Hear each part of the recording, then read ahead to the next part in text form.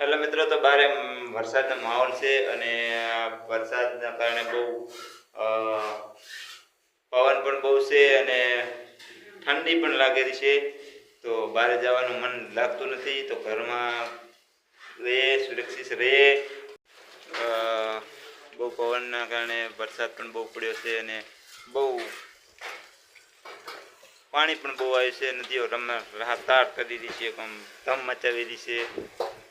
અને બીજું તો શું કહો, વરસાદના કારણે ઘરે રહીએ છીએ, વિડીયો કામ બનાવતું નથી, વિડીયો બનાવતા નથી અને ઘરે બેઠા છે. શું કરે બોલો. પવન એટલો હોય છે અને વરસાદ પણ ચાલુ હોય છે. અત્યારે ચાલુ છે ધીમે ધીમે જો છે. બહુ નદીઓ આવી ગઈ, નદીઓ એમ પાણી આવ્યું અતિશય બૂમ, રસ્તા બસ્તા ચકાધામ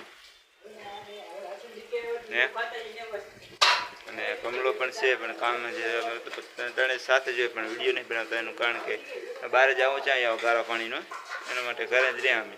દાદા વરસાદ છે તમારે કાંઈ કેવું? વરસાદ બસ તો ધૂમ મચાવી રહ્યો અઠવાડિયાથી. હાથે માઠન તો બધી બારજી છે. પછી શું કે હવે અમે અંદરનું પ્લાસ્ટર કરતા હતા અને બહાર તો કામ થાય એમ નહીં. અને વિડીયો બનાવવાનો મિત્ર શું કે હવે ચોમાસામાં બહાર વિડીયો બનાવવાનો મેળ આવતો નથી. વરસાદ બંધ થાય તો કાંક પૂજે ને, વરસાદ બંધ થતો નથી.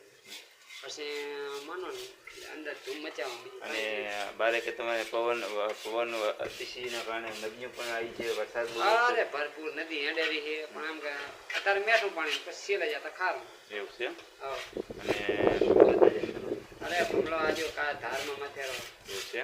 હા. અને આવો વરસાદ પહેલા પડ્યો હતો કે પહેલી વાર? ના વરસાદ તો પડ્યા છે, પણ એમ કે આવો નહીં.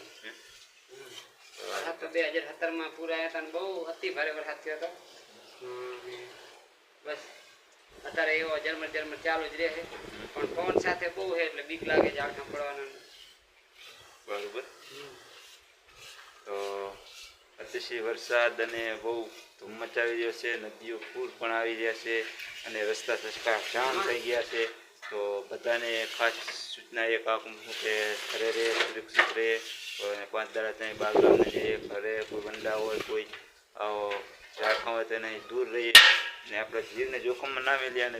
ખાસ કરીને તો ઝાડખા હેઠે માલ ના બાંધવો, કારણ કે આ પવનના કારણે ઝાડખું ભેજના કારણે સીધું નેચું પડી કે માથે પડે તો નુકસાન જાનહાનિ થઈ શકે છે.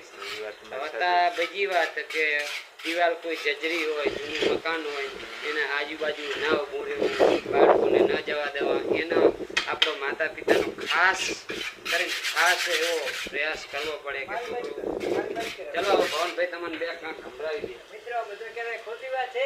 બાકી એક લાઇટ કરી ના જાઓ, લાઇટ કરીને તમે શોર્ટ તો મરી જશો. એટલે ગામડા કરીને લાઇટ કરી ના જાઓ, યાદ નથી રાખવું, બરાબર?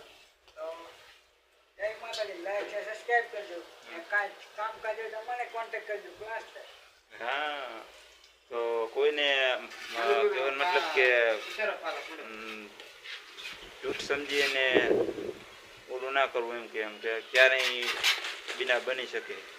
5 દાડા તો બહુ એટલી કાળજી ખટક રાખે ને કે ખાલી 5 દિવસ તડકો કાઢે ઉપરા કોલે પછી કાંઈ નહીં.